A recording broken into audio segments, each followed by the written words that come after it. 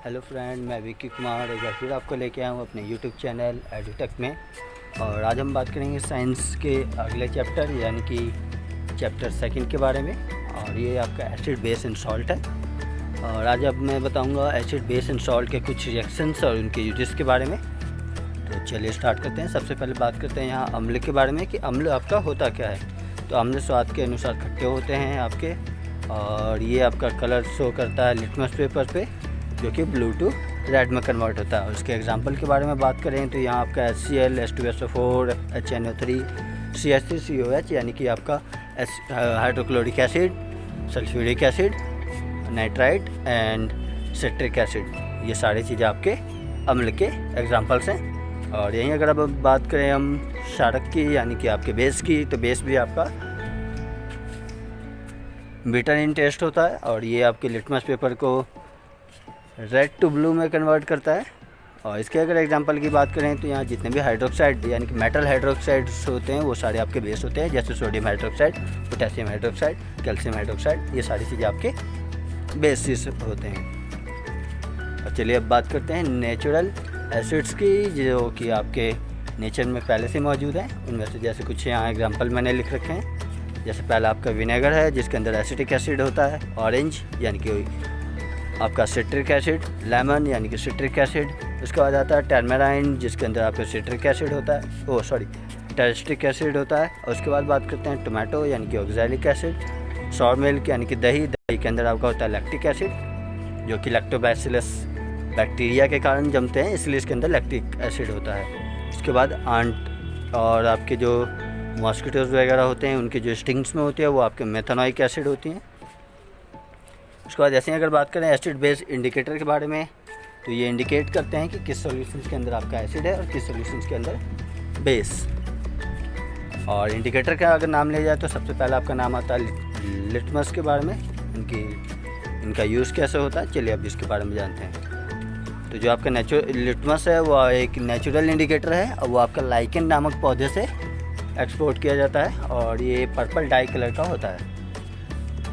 और अगर अब बात करें तो इसके अलग अलग इंडिकेटर्स की, तो इसमें आपका blue litmus and red litmus दो टाइप होते हैं। और अगर अब हम बात करें इनके यूजेस की, तो जो आपका ब्लू लिटमस है वो एसिड के लिए यहाँ कलर चेंज शो करता है, ब्लू कलर से रेड कलर का हो जाता है, और बेस के लिए इसके पास कोई भी कलर चेंज नहीं होता। ऐसे ही अगर हम नेक्स्ट की बात करें यानी कि रेड लिटमस की, तो रेड लिटमस इसके जस्ट अपोजिट होता है, और ये बेस के लिए कलर शो करता है जो कि रेड टू ब्लू में कन्वर्ट होता है। और एसिड के लिए इसके पास कोई भी कलर चेंज नहीं होता है, जो कि अगले पेज पे मैंने लिख रखा है, अभी मैं आपको दिखाऊंगा। For base change red to blue, no colour change for acid. ऐसे ही अब नेक्स्ट इंडिकेटर की बात करें तो नेक्स्ट आपका इंडिकेटर होता है टर्मरिक। और टर्मरिक जो होता है वो आपके बेस के लिए कलर चेंज होता है, इसके अंदर येलो टू रेड, और इसके एसिड के लिए इसके पास कोई भी कलर चेंज नहीं होता।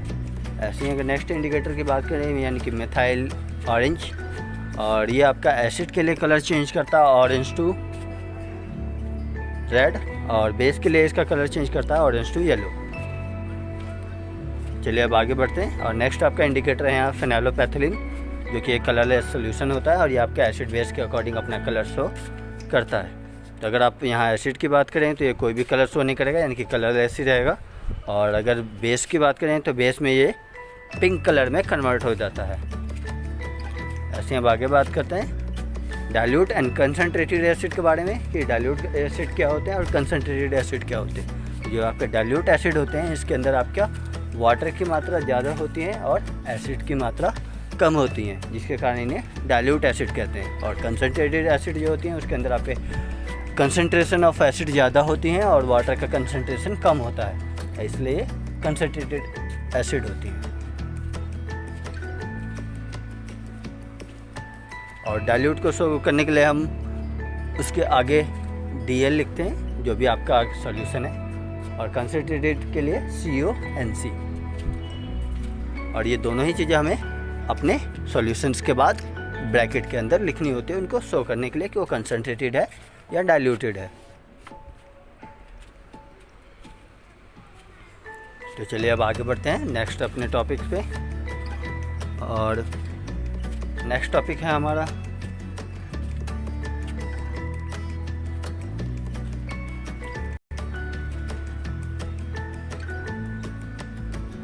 सम रिएक्शंस विद मेटल के, यानी कि हम एसिड और बेस को यहाँ आप मेटल के साथ रिएक्ट करवा के दिखाएंगे। तो सबसे पहले बात करते हैं एसिड एंड मेटल की। तो एसिड और मेटल जब भी रिएक्ट करवाएंगे तो आपका वो मेटालिक सॉल्ट बनेगा और हाइड्रोजन आपका लिबरेट होगा।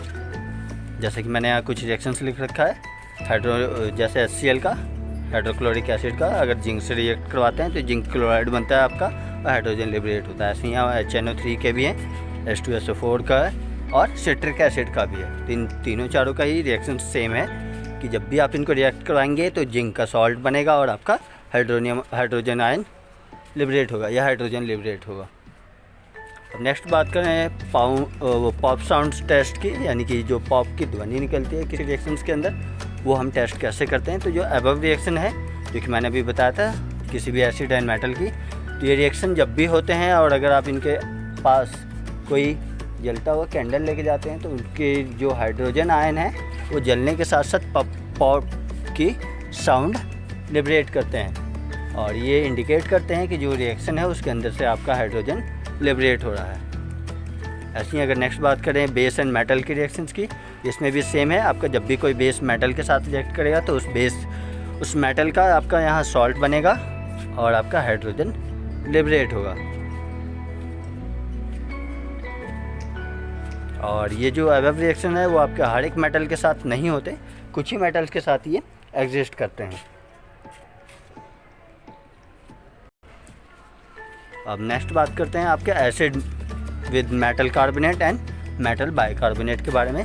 तो अगर मेटल कार्बोनेट की बात करें तो हमेशा ये आपका मेटालिक सॉल्ट बनाएगा और साथ में आपका carbon dioxide and water liberate करेगा। जैसे एग्जांपल के तौर पे अगर देखें तो सोडियम कार्बोनेट को मैंने रिएक्ट करवाया HCl से, तो सोडियम क्लोराइड बना, कार्बन डाइऑक्साइड और वाटर आपका साथ में लिबरेट हुआ है।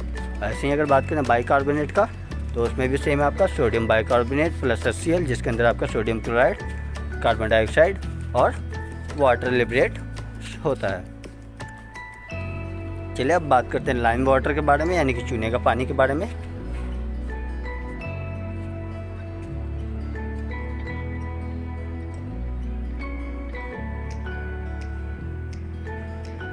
और जब भी हम कोई लाइम वाटर प्रिपेयर करते हैं तो जो आपका वहाँ सॉल्यूशंस होता है वो कलर चेंज कर देता है मिल्की वाइट में।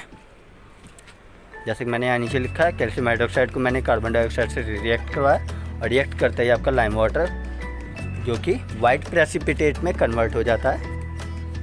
और ये वाइट प्रेसिपिटेट आपका मिल्की कलर को शो करता है और साथ में इसके वाटर लिबरेट होते हैं आपके।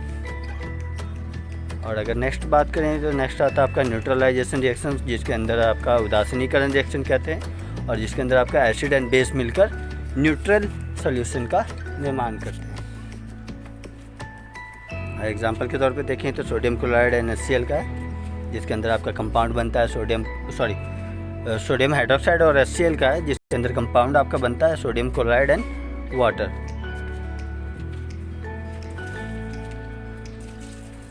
क्योंकि इसमें जो आपका सोडियम क्लोराइड है वो कॉमन सॉल्ट है और ये जो कॉमन सॉल्ट होते हैं ये आपके कलरलेस होते हैं, इसलिए ये आपका न्यूट्रल रिएक्शन होता है। इसके पास कोई भी आयन नहीं है। अगर आप इसको लिबरेट करके भी देखेंगे, मतलब इसको कैलकुलेट करके देखेंगे, तो इसके पास कोई भी बैलेंस आयन नहीं मिलेगा आपके पास, वैकेंट आयन। तो चलिए अब आगे बढ़ते हैं।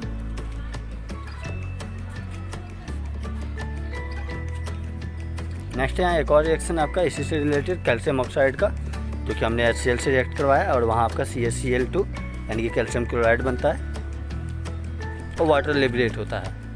और क्योंकि यहाँ जो आपका प्रोडक्ट है वो आपका यहाँ कैल्शियम नहीं कॉपर है, कॉपर ऑक्साइड एंड HCl से हम रिएक्ट करवाया तो यहाँ आपका कॉपर क्लोराइड बनता है। और क्योंकि यहाँ कॉपर क्लोराइड जो आपका कंपाउंड बनता है, जिसके कारण आपका सॉल्यूशन का जो कलर है वो कन्वर्ट हो जाता है ब्लू कलर में।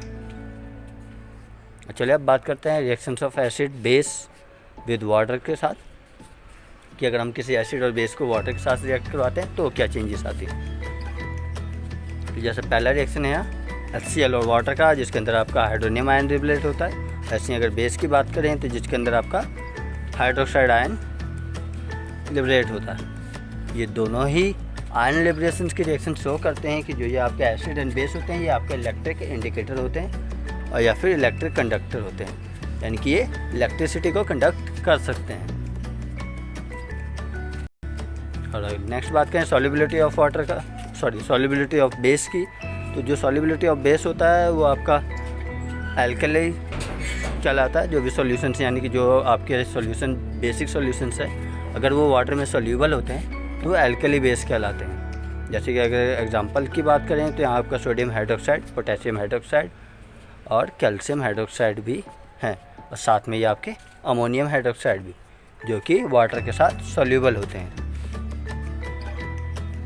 और अगर आप बात करें हम reactivity of base and acid की, तो ये आपका डिपेंड करता है आपके releasing of H+ and OH- ions पे कि कौन सा एसिड या कौन सा बेस आपका कितना हाइड्रोनियम या हाइड्रोक्साइड आयन को लिबरेट कर सकता है। जो जितने ज़्यादा हाइड्रोनियम आयन या हाइड्रोक्साइड आयन को लिबरेट करते हैं वो इतनी ज़्यादा ही रिएक्टिव होते हैं। और अब बात करते हैं pH स्केल के ऊपर इनका क्या चेंजेस होते हैं। pH स्केल पे जो आपका एसिड है वो लोअर देन 7 होता है और एग्जैक्ट 7 पे जितने भी आपके सॉल्यूशंस होते हैं वो आपके न्यूट्रल सॉल्यूशंस होते हैं। और अगर कोई सॉल्यूशंस आपका ग्रेटर देन 7 शो करता है यानी कि वो आपका बेसिक सॉल्ट होते हैं या बेसिक सॉल्यूशन होते हैं। अब बात करते हैं important of pH in daily life की। हमारे डेली लाइफ में pH का क्या महत्व है। और अगर सबसे पहले हम बात करें तो इसके अंदर आपका आता है डाइजेस्टिव सिस्टम की। अगर हमें कभी भी डाइजेस्टिव से रिलेटेड कोई प्रॉब्लम होती है यानी कि एसिडिटी वगैरह होती है तो हम उसके साथ में एंटा एसिड यानी कि बेसिक चीज़ें यूज़ करते हैं जिससे हमारा जो कि हमारे पेट या हमारे डाइजेस्टिव सिस्टम में जाके न्यूट्रलाइजेशन का काम करता है और हमें उससे आराम मिलता है। ऐसे ही अगर नेक्स्ट यहाँ बात करें तो नेक्स्ट आता है आपका pH ऑफ सॉइल, जो कि प्लांट के रिप्रोडक्शन एंड उसके प्रोडक्शंस और उसके ग्रोथ में हेल्प करते हैं। और उसके बाद अगर हम बात करें तो नेक्स्ट आता है आपका टूथपेस्ट जिसके अंदर सॉल्ट वगैरह होते हैं और उसके भी pH मान से हमारे जो टीथ वगैरह उनको हेल्प करता है।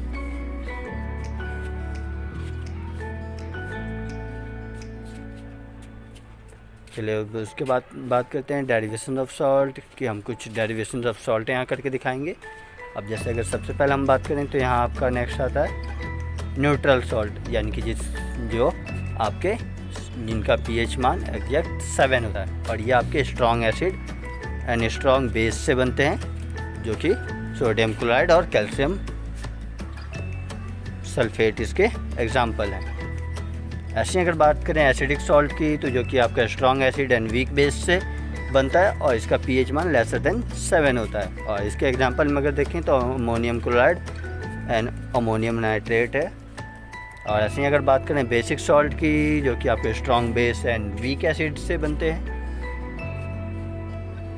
और इनका pH मान ग्रेटर देन 7 होता है। और इनका अगर एग्जांपल की बात करें तो calcium carbonate and citric acid है।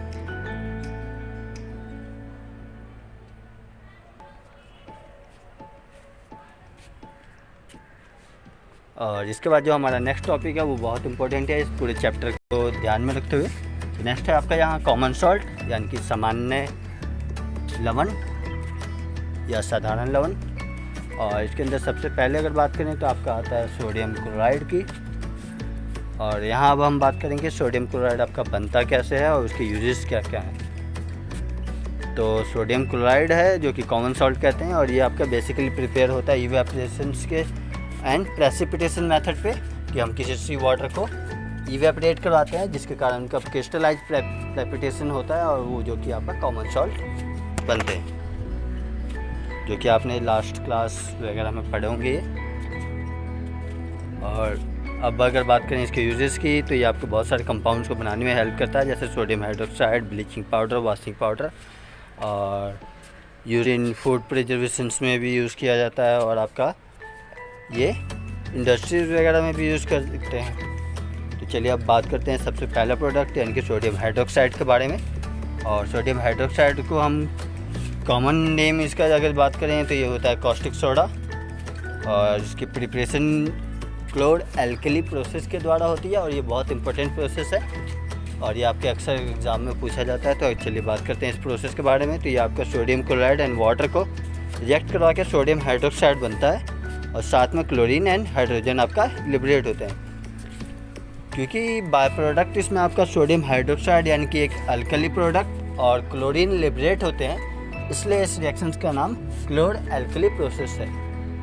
यह आपको ओवरऑल रिएक्शन याद रखने हैं और इसकी डेफिनेशंस और इसके रिएक्शंस के एग्जांपल के बेसिस पे आपके क्वेश्चंस आते रहते हैं। अब चलिए नेक्स्ट टॉपिक की बात करते हैं। तो नेक्स्ट यहाँ आपका आता है ब्लीचिंग पाउडर, और ब्लीचिंग पाउडर का क्या यूज़ है और उसका रिएक्शंस क्या है, अब मैं उसके बारे में बताऊँगा। ये जितने भी मैं कॉमन सॉल्ट का बता रहा हूँ उनको थोड़ा ध्यान से सुनिएगा, क्योंकि ये आपके एग्ज़ाम के पॉइंट ऑफ व्यू से बहुत इम्पोर्टेंस है। चलिए अब बात करते हैं ब्लीचिंग पाउडर की। तो ब्लीचिंग पाउडर जो होता है वो आपका कैल्शियम हाइड्रोक्साइड होता है, जिसको हम क्लोरीन के साथ रिएक्ट करवा के ब्लीचिंग पाउडर बनाते हैं, यानी कि कैल्शियम क्लोराइड बनाते हैं, कैल्शियम ऑक्सो क्लोराइड बनाते हैं, और साथ में आपका वाटर लिबरेट होता है। जैसे कि मैंने यहाँ रिएक्शन लिखा है, calcium hydroxide plus Cl2 gives CaOCl2 यानी कैल्शियम ऑक्सो क्लोराइड।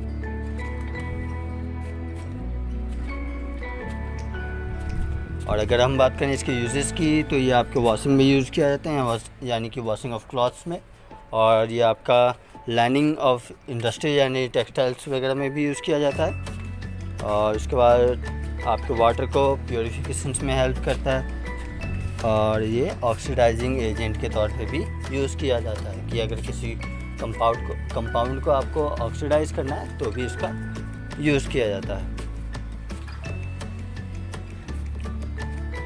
और अगर हम नेक्स्ट प्रोडक्ट की बात करें तो नेक्स्ट है आपका बेकिंग सोडा, और ये बहुत ही इम्पोर्टेंट टॉपिक है आपका, और ये अक्सर आपके पॉइंट एग्ज़ाम में आते रहते हैं। तो नेक्स्ट अगर बात करें बेकिंग सोडा का, यानी कि जो हम सोडा नॉर्मली कुकिंग वगैरह में यूज़ करते हैं, और इसकी रिएक्शंस की बात करें तो ये आपका होता है सोडियम हाइड्रोजन कार्बोनेट, जो कि रिएक्ट करके बनाता है sodium carbonate and carbon dioxide plus H2O। तो जो आपका सोडियम कार्बोनेट है यही आपका होता है बेकिंग सोडा, और क्योंकि इसके अंदर आपका कार्बन डाइऑक्साइड लिबरेट होता है, तो ये जो आपके केक या आपके ब्रेड वगैरह की पफनेस होती हैं यानी कि स्पॉन्जी होती हैं, वो इसको हेल्प करती हैं इसके CO2 के निकलने के कारण, यानी कि जो उनके अंदर आपके पफनेस बनती हैं या स्पॉन्जी होते हैं वो इस CO2 के कारण ही होते हैं। चलिए अब इनका यूजेस की बात करें तो जैसे कि मैंने आपको बताया, स्पॉन्जी एंड डफनेस प्रोवाइड करता है ये आपके ब्रेड एंड केक को। और नेक्स्ट अगर बात करें तो नेक्स्ट आपका होता है इंग्रेडिएंट के तौर पे भी यूज़ किया जाता है, यानी कि एंटी एसिड भी यूज़ किया जाता है। और उसके बाद बात करें तो ये एसिड एक्सटिंग्विशर के तौर पे भी यूज़ किया जाता है। और अब हम अगर आगे बात करें तो नेक्स्ट आता है आपका यहाँ वॉशिंग सोडा का। वॉशिंग सोडा यानी कि सोडियम कार्बोनेट, और सोडियम कार्बोनेट के अगर हम वाटर के साथ रिएक्ट करवाते हैं तो आपका बनता है सोडियम कार्बोनेट .10H2O, यानी कि ये आपका रिक्रिस्टलाइजेशन ऑफ सोडियम कार्बोनेट होता है, यानी कि कार्बोनेट को हम दोबारा क्रिस्टलाइज करते हैं जिससे कि हमारा वॉशिंग सोडा बनता है। तो चलिए अब इसके रिएक्शंस और इसके यूजेस के बारे में बात करेंगे, तो आगे बढ़ते हैं।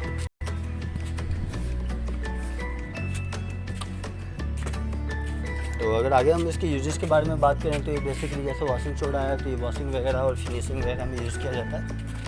तो जैसे कि अब मैं आपको यहाँ बताऊँगा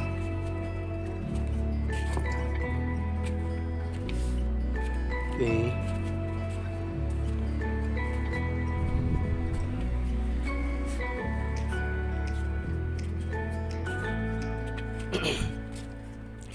सॉरी, चलिए आगे बढ़ते हैं। वॉशिंग सोडा अगर यूजेस हम बात करें तो यूजेस इसका सबसे पहला आता है आपका यहाँ मैन्युफैक्चरिंग ऑफ टॉयज़, यानी कि जो हमारे खिलौने वगैरह होते हैं ये इनको बनाने में मदद करते हैं।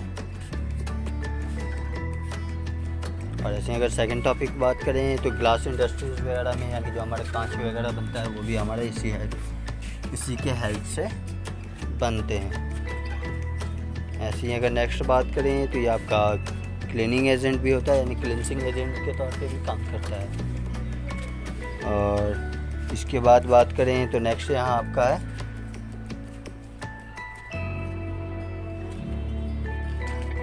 ये हार्डनेस ऑफ वाटर को रिमूव करने के लिए भी यूज़ किया जाता है,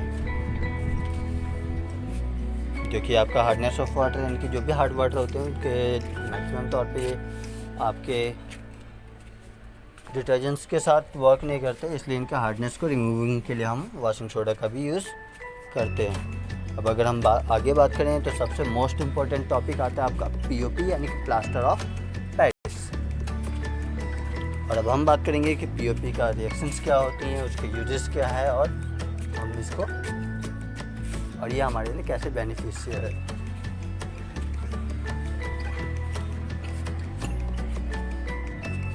तो जैसे कि मैंने यहाँ रिएक्शन लिखा है कैल्शियम सल्फेट .2H2O और इसको अगर हम 374 केल्विन पे रिएक्ट करवाते हैं तो यहाँ पर कैल्शियम सल्फेट और सेमी हाइड्रेट बनता है। और ये सेमी हाइड्रेट को अगर हम दोबारा वाटर के साथ रिएक्ट करवाते हैं तो आपका कैल्शियम सल्फेट डाइहाइड्रेट यानी कि 2H2O आपका यहाँ फॉर्म होता है और ये आपका जिप्सम का निर्माण करता है। यानी कि जो ये आपका सेमी हाइड्रेट था वो आपका पीओपी था यानी कि प्लास्टर ऑफ पेरिस, और जब हम इसको वाटर के साथ मिक्स करते हैं तो ये आपका बनता है जिप्सम। और ये आपके बेसिकली मैक्सिमम बहुत सारी चीज़ों में यूज़ होता है, जैसे अगर टॉयज़ की, जैसे मैंने बताया था अभी लास्ट में आपको, मेकिंग ऑफ टॉयज़ में यूज़ होता है आपका। और ऐसे ही अगर नेक्स्ट बात करें तो जो जितने भी आपके डेकोरेटिव आइटम्स होते हैं या आइडियाज़ होते हैं यानी कि जो स्टैचूज़ वगैरह हम डेकोरेट करने के लिए लाते हैं, ये सारी चीज़ों में ये भी आपका यूज़ किया जाता है। और इसके बाद अगर बात करें तो ये आपका स्मूथनिंग ऑफ सरफेस के लिए भी यूज़ किया जाता है, यानी कि घरों में जो वॉल्स वगैरह होती हैं उसके स्मूथनेस के लिए भी यूज़ किया जाता है। और इसके बाद बात करें तो नेक्स्ट इसमें आएगा आपका फिलिंग ऑफ कैविटी और रिपेयरिंग ऑफ फ्रैक्चर बोन, ये सारी चीज़ें इसके एग्जाम्पल हैं। तो ये था आपका सेकंड चैप्टर। और अब हम बात करें कि हमने इस ओवरऑल चैप्टर्स के अंदर पढ़ा क्या है, तो चलिए डिस्कस करते हैं। और अगर आपको कोई भी प्रॉब्लम हो तो हमें कमेंट सेक्शन में ज़रूर बताइए कि इसमें से क्या चीज़ें आपको समझ नहीं आई हैं या किसी टॉपिक के बारे में अगर आपको प्रॉब्लम है तो हमें बताइए।